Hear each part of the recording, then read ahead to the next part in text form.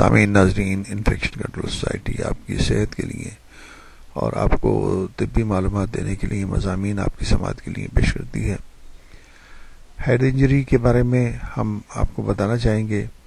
Head injury کا موضوع اس وجہ سے چنا گیا ہے کہ WHO کی طرف سے، ورلڈ ہیلتھ آرگنائزیشن کی طرف سے 20 مارچ کو ورلڈ ہیڈ انجری ڈے منایا جاتا ہے۔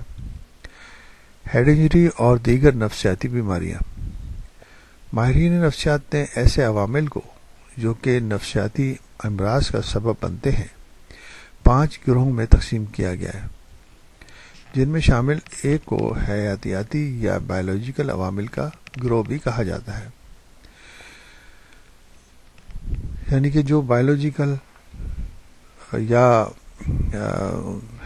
حیاتیاتی ان کے وجوہات ہوتی ہیں۔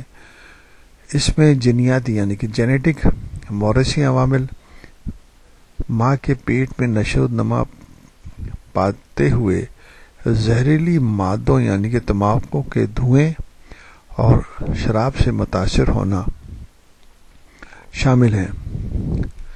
قبل از وقت ولادت اور ایسی ادویہ اور کیمیکل استعمال جو کہ بچے کی نشو و نما کو متاثر کریں، اور آخر میں ہم یہ بتانے چاہیں نیز جھٹکوں کا مرض یا دماغ کی چوٹ وغیرہ شامل ہیں۔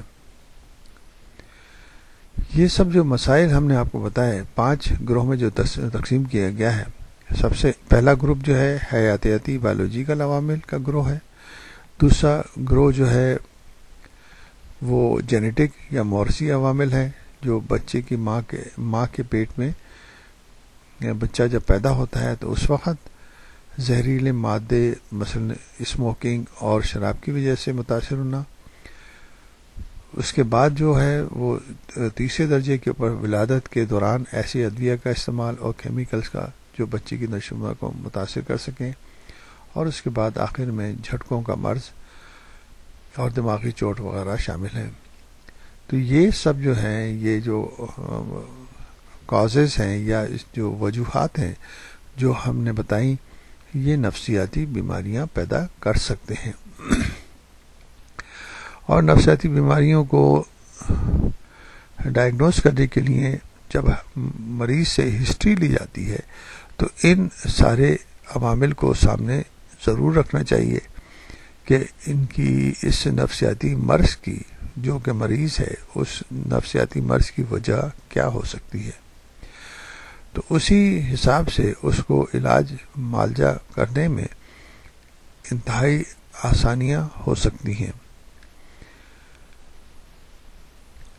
جو بھی نفسیاتی امراض ہیں، ہم نے پہلے بھی بتایا کہ ان کو ڈائگنوسس کرنے کے لیے آپ صحیح قسم کے اسپیشلسٹ اور صحیح قسم کے ڈاکٹر کے پاس جائیں تاکہ صحیح طرح وہ تشخیص کر کے صحیح ڈائگنوسس کر سکیں۔ آج کل بے شمار ادویات موجود ہیں جو کہ نفسیاتی بیماریوں کے علاج کے لیے فائدہ پہنچا سکتی ہیں، نہ کہ عام حالات میں لوگ جو ہیں پیروں، فقیروں اور ان کے مختلف جو جن بھوت اتارنے والے لوگ ہیں ان کے پاس چلے جاتے ہیں، اور ان کے علاج کرنے کا ان کو کوئی اندازہ ہی نہیں ہوتا۔ وہ تو جاہل لوگ ہوتے ہیں اور وہ مختلف طریقوں سے لوگوں سے پیسے بٹورنے کے چکر میں ہوتے ہیں۔ اس لیے جو بھی نفسیاتی بیماریاں ہیں ان کو صحیح طور پر ڈائگنوسس کروا کے اور صحیح طریقے سے علاج کرا کے مریض کو فائدہ پہنچانے کی کوشش کریں۔ اور جو میڈیسن بتائی جاتی ہیں، بعض دفعہ ان مریضوں کی میڈیسن پوری زندگی کے لیے ہوتی ہیں۔